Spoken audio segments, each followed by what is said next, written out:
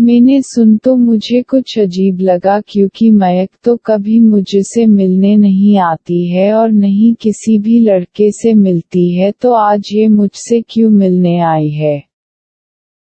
फिर माँ ने कहा कि आरव तो हॉस्टल में चला गया है, अब से वो वही रहेगा और अपनी पूरी पढ़ाई करके ही आएगा। तब मयंक ने कहा कि आपके साथ वो लड़की कौन है जो आपके साथ रह रही है। मेरी माँ ने कहा कि वो मेरी बेटी है, कल ही आई है। थोड़ी शर्मीली स्वभाव की है, किसी से ज्यादा बात नहीं करती है। मयंक ने कहा कि उसे मेरे साथ भेज दीजिए, मैं उसकी सारी शर्म दूर कर दूंगी। मेरी माँ नहीं चाहती थी कि मेरे एक लड़के से लड़की बनने के बारे में किसी को पता चले, इसलिए उन्होंने ना कह दिया और जाने को कहा। फिर 1 मिनट के बाद मैं नीचे आया तो मयंक वही थी, पर वो अपने जूते पहन रही थी, इसलिए उसे इतना टाइम लग रहा था। मुझे थोड़ी देर तक उसने देखा, फिर बोली, अरे आरव, तुमने ये लड़कियों के कपड़े क्यों पहने हैं। मयंक ने मुझे पहचान लिया। मैं और मेरी माँ चुप रही। फिर मयंक मुस्कुराते हुए बोली, तुम साड़ी और ब्लाउज में ही ज्यादा अच्छे लगते हो और खूबसूरत भी। मुझ पर फीमेल हार्मोन का असर होने से मैं शर्माने लगा। फिर मयंक ने पूछा कि तुमने ये लड़कियों के कपड़े क्यों पहने हैं। मेरी माँ को लगा कि मयंक को सब कुछ बताना सुरक्षित रहेगा, इसलिए उन्होंने उसे सब कुछ बात दिया कि मैं कैसे एक लड़के से एक लड़की बन गया और मुझे लड़कियों के कपड़े पहनने पड़े। इस बीच मयंक मुझे घूर घूर कर देख रही थी। वो मेरी पतली कमर और हाफ शोल्डर ब्लाउज की तरफ देख रही थी। मुझे शर्म आ रही थी। सब जानने के बाद वो थोड़ी देर तक शांत रही।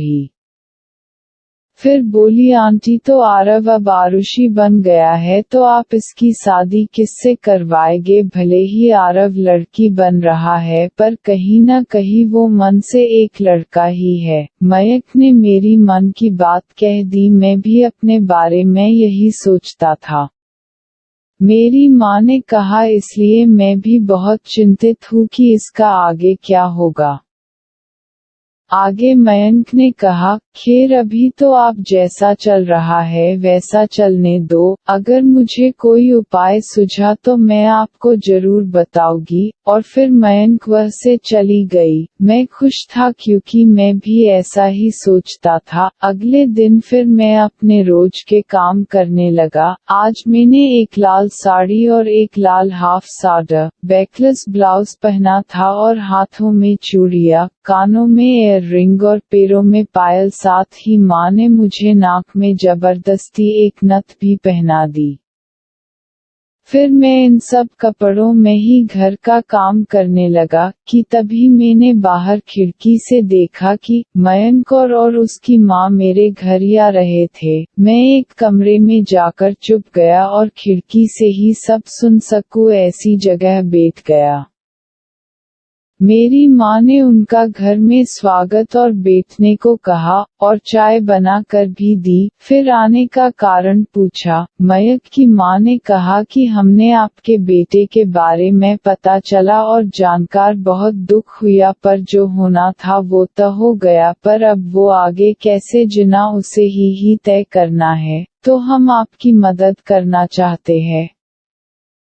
मेरी माँ बहुत खुश हो गई थी, क्योंकि वो मेरे लिए बहुत चिंतित थी। मेरी माँ ने कहा कि बताएं ना, आपके पास क्या उपाय है।